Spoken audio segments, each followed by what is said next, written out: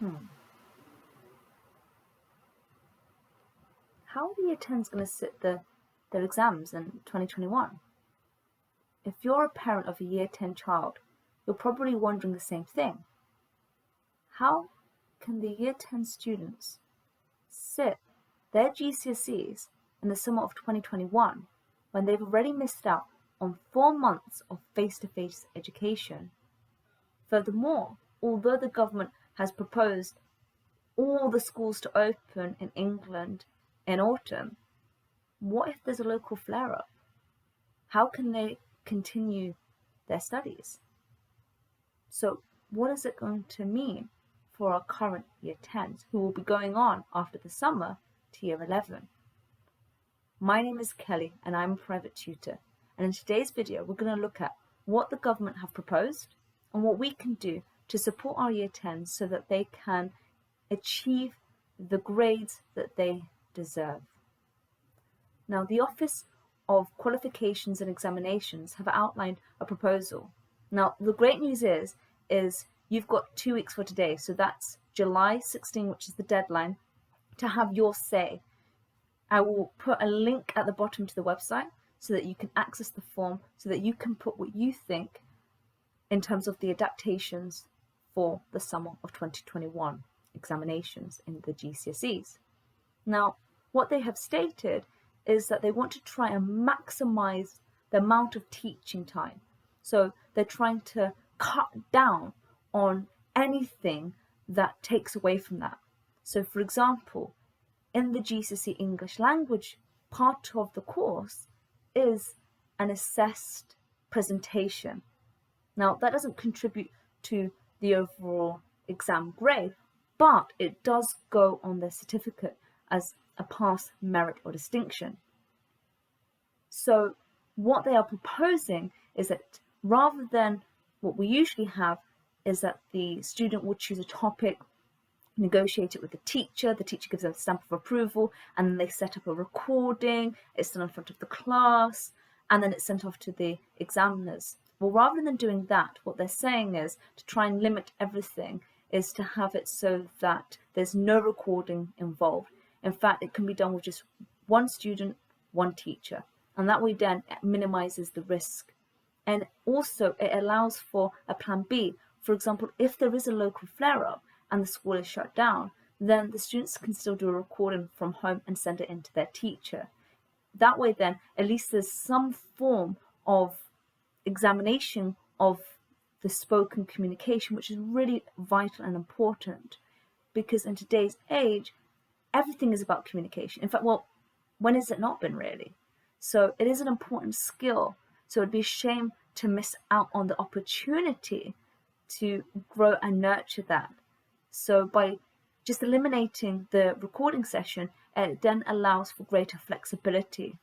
As teachers have said, that actually setting that up and then having to send it off to the examiners, that actually takes a lot of time. So cutting that away actually does minimize the timing, and so that they can then dedicate that to covering the course. For science as well, that is quite a practical subject too. For physics, chemistry and biology, it requires experiments, so it requires lab work. Now again, they don't want students touching the same equipment, and some schools don't have the facilities to allow for individual equipment allocation. So rather than just scrapping that completely, what they're saying is that the teacher will do a demonstration of the experiments, students will watch and then take notes. And again, if there is a local flare-up and the school shut, it means that students can watch from home. And at least then they have some insight into how experiments are carried out safely. Again, obviously it is better if the students can carry it out themselves, but this is a nice negotiation of that. For subjects such as geography, which require field studies, some schools haven't done their field studies yet.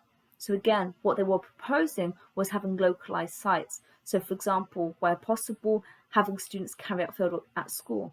But again, because of the great variables involved, some schools don't have access to it, it would be really unfair. So they're saying that they will not have a case study, a field study for the GCSE in 2021. And again, of course, it means that they are not gaining those skills or practicing those practical skills. But again, it makes it fairer for them in terms of looking at what they can all do in a standardized form. Now, in the exams itself, for subjects such as history, it covers quite a broad range of topics, and teachers are able to cover certain areas at different points. And because of the breadth of study, there's no way that they can, refine that for the exams as they have been written. So what can they do? Well, they're saying that what might be better is if they have a standard module that they all have to take. In that case, then it acts as a standardization. And then there's subsequently modules within the bracket of, say, for example, the subject history, so that they can take them. So, for example, history, you can do thematic studies of medicine through time, crime and punishment. And there's different aspects of it in that period. So what they're saying is that teachers will be able to then choose, for example, 10 out of 12 topics within a given period. Now, the pros of that means that they can guarantee that the students will be able to sit the exam and answer a question, because then there'll be greater options available to students. Now, the downside of this means that if there's more options, then potentially the exam will be longer. And for students who require extra time, it means further elongating the exam, which means that their stamina might not be up for that. So they might be at a slight disadvantage. On top of that, if a school has covered a greater breadth of study, then by default, those students potentially have a greater advantage because they will be able to draw on that knowledge. Also, the idea of having more options is supposed to allow students to pick a topic that they feel is their strength. However, studies have shown that weaker students actually don't tend to pick topics that are better suited to them. And that could be because they don't evaluate the options carefully enough. And so actually it puts them at a disadvantage. However, overall, by narrowing the topic choices, by expanding the options, it does allow for the best chance for students. And so it might be worthwhile then getting your child to look at different exam style questions and getting them then to practice their evaluation skills so they can choose a topic that best suits them. Now, for subjects like art, which typically require students to sit a 10 to 15 hour exam, again, they're saying that the risk of a local flare-up would mean that some schools may be closed and so will not sit the exam. So it would put them at a disadvantage potentially. And for students then who are going in to sit that exam, again, it might not be fair. So they're saying that it should be purely portfolio work, so just their coursework. And again, they do understand that although a lot of the portfolio work is done at home, there is typically the option of taking that portfolio to school and using the materials and the specialized equipment. So that will also be a consideration.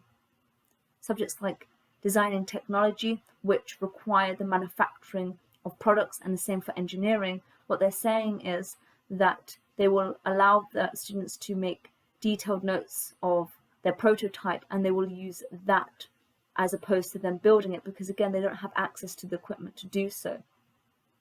Now, what can parents and educators do to help set our students, our year 10s up for success? Well, again, as a parent, talk to your school if they are attending school, because some schools are opting to allow their students to sit, where possible, their exams in January 2021.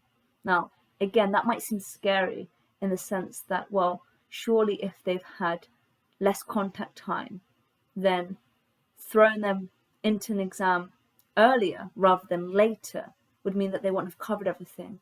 Now, while that is true, the knowledge that they do have might be in depth. So again, with all exams, it doesn't tend to, it doesn't examine all of the material in the course. It does take a sample, and that's just because of the nature of exams, right?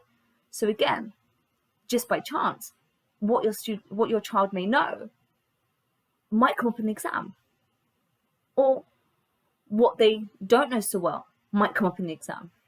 So actually, yes, it does put them at a disadvantage, but it sets them up actually for success, because what some schools are doing is putting them forward. For example, the AQA engineering exam, some schools have stated that they're going to allow their students to sit the exam where appropriate and possible in January 2021.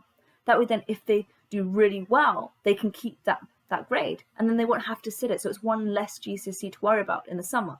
However, if they don't do so well, then they can have the opportunity then to resit it in summer. And that way then, they can focus in on their revision. They can see where their weaknesses are. And so therefore, it can help them to plan accordingly for the summer. And hopefully then, they'll be better prepared and in a better position, so they don't have to delay or, then resit it again in the autumn or summer term next year. Now, course subjects such as math, English and science can be sat in the summer, and it can be sat in the autumn term. So those subjects are, again, very important, but at the same time, there is that opportunity to resit it if necessary.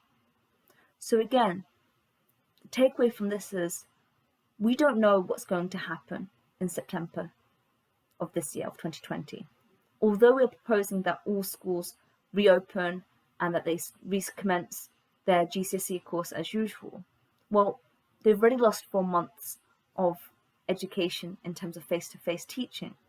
So what we can do is help them to relax by affirming that everyone is aware of the situation. So consistency with their work is vital here. For example, their art. Lots of students think of the final exam as their opportunity to shine. However, in this case, doing consistency of work with great discipline actually would demonstrate a student's ability far more, especially now, because then they will have a repertoire of work to showcase. For example, coursework, schoolwork, work that they've been submitting to their teachers in terms of schoolwork. And that way then, if like the current year 11s, whereby they had to use other factors than the exam, they have that in play. Also, some schools are allowing their students to sit where possible exams in January. And again, it should reassure students that this is an opportunity for them to show what they know, and as a practice, so that they know what to expect in the summer. And if they do really well, fantastic. It's one less exam for the summer 2021. And again, if they don't get the grade that they need to continue the academic journey, or they don't get the grade that they really want, there are opportunities to resit the core subjects, math, English and science, in the autumn term of 2021. And the other subjects will be again in 2022. Now, remember, you have the opportunity to voice your opinion. Again, at the bottom of this video will be a link to the Office of Qualification and Examination so that you can put forward your suggestions. This is up until the 16th of July 2020. So make sure that you do have your say. Now, I would love to hear your comments, your questions. Please put them in the comment below. And remember, subscribe to my channel. I'll be offering other tips, advice, and discussion about everything relating to education. Bye for now.